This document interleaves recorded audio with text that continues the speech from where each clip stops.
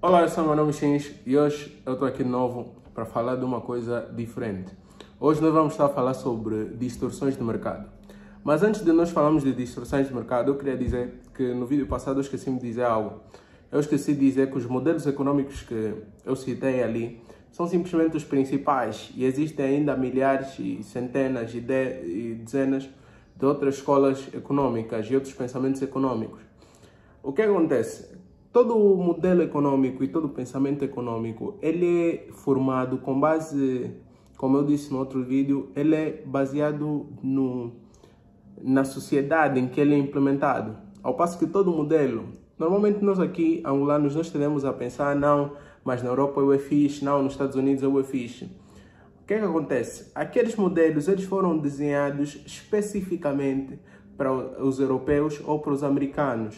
Ao passo que, se aqueles modelos forem implementados aqui em Angola, não produzirão os mesmos efeitos. E vocês devem estar se perguntar por quê. Por quê? Porque eles foram desenhados para os europeus. E você é africano, você é angolano, você não é europeu. Ok, agora que já ultrapassamos isso, nós podemos falar de distorções do mercado propriamente dito. Antes de nós falarmos de distorções de mercado, temos que entender o que é o mecanismo de mercado. O mecanismo de mercado é um mecanismo pelo qual um determinado mercado ajusta os seus preços até o seu ponto de equilíbrio. Isto é, em função de escassez ou de um excesso de oferta ou de procura, os preços vão tender a baixar ou aumentar para que a oferta e a procura estejam simultaneamente satisfeitas. Quando estamos a falar de distorções de mercado, estamos a dizer que isso não ocorre naturalmente. O que acontece? Esse mercado é distorcido. Por quê? Porque, por várias razões, né? Mas nós vamos estar aqui a falar de razões, razões específicas. Normalmente, os preços vão ser determinados pelas forças de mercado. No caso de distorções de mercado, isto não ocorre. Os preços de mercado são determinados por outras coisas. Quais? Nós vamos ter, essencialmente, duas situações. Vamos ter duas situações. A primeira será o monopólio. O monopólio, estamos a dizer que nós temos um único agente econômico que determina os preços praticados num determinado mercado. Agora vocês devem estar a pensar, o exemplo que vocês devem ter pensado é só que o agente econômico só pode estar no lado da oferta. Só que esse é um pensamento errôneo. Por quê? Porque ele pode estar tanto no lado da oferta como no lado da procura. No lado da oferta é muito mais simples. Por quê? Porque você já sabe, ele simplesmente determina os preços. Ele diz, eu vou vender esse produto a esse preço. Por exemplo, temos creme, ele vai dizer, eu vou vender esse creme a 10 kwanzas e vocês não têm parecer nisto.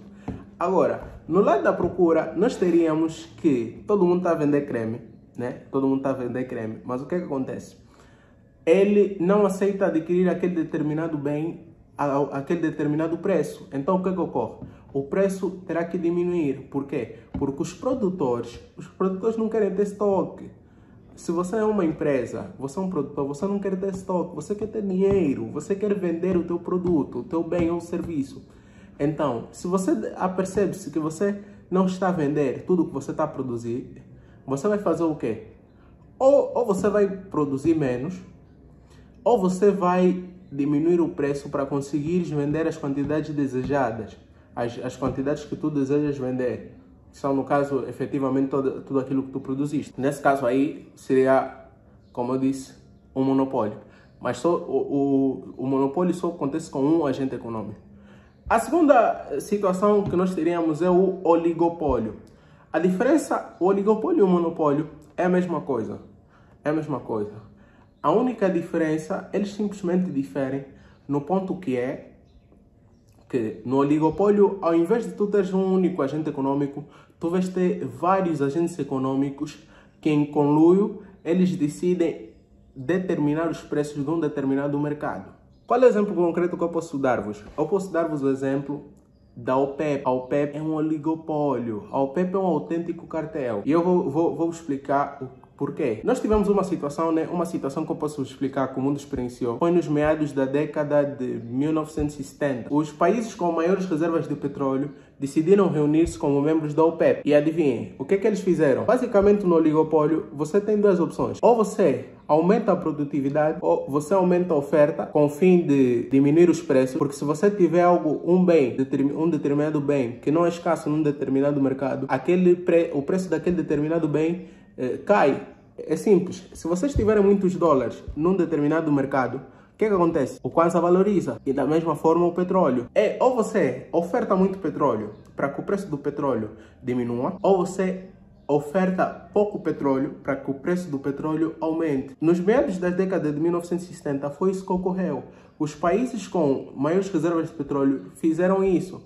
O que que eles causaram? Eles causaram uma situação chamada de estagflação ou estagflação. O que aconteceu? Os países que importavam petróleo, porque o petróleo é um insumo para a produção, né? É um insumo para a produção de indústrias e tudo mais. Então, esses países presenciaram uma estagflação. Aqui surge uma outra pergunta. Michinhos, o que é estagflação? Bem, estagflação, estamos a falar de uma situação econômica onde nós temos 1. Baixa atividade econômica. 2. Nós temos um alto nível de inflação. Isto é, o nível de preços de uma determinada economia começa a acelerar. Ele cresce cada vez mais rápido, causando com que o poder de compra das famílias seja corroído. Associado a estes dois efeitos, ainda nós temos um terceiro efeito, que é nós vamos experienciar um alto nível de desemprego. Agora a questão que eu tenho para vocês é, porventura não é isso que nós experienciamos em Angola? Hoje em dia, quando essa situação que eu vos falei agora foi nos meados de 1970. Hoje em dia a força que eles têm é muito menor e já não conseguem influenciar assim de tanta forma. Normalmente os preços, as descidas ou as subidas do preço do petróleo são normalmente motivados por acontecimentos políticos. Por exemplo, a guerra que está havendo em Israel com o Irã, isso determina os preços do petróleo, tem influência sobre os preços do petróleo. Quanto a esta inflação, ainda não existem consensos sobre a resolução desse problema. Os economistas, cada um tem uma visão sobre qual é a resolução daquele problema. Agora, a resolução desse problema leva muito tempo e, como dizem em economia, não existem almoços grátis. Isto é, para toda medida ou para nós usufruirmos de um determinado benefício, nós temos um custo, temos um sacrifício. Então, à medida que nós não tomamos medidas que nos levam à resolução desse problema que nós vivemos em Angola, o que acontece é que o nosso sacrifício torna-se cada vez maior. Agora, como solucionar esse problema? Essa é a questão que nós temos que nos fazer e temos que dar medidas concretas e soluções concretas para a resolução desse problema. Mas isso eu vou falar no outro vídeo. Muito obrigado por ter assistido e até o próximo vídeo. Obrigado.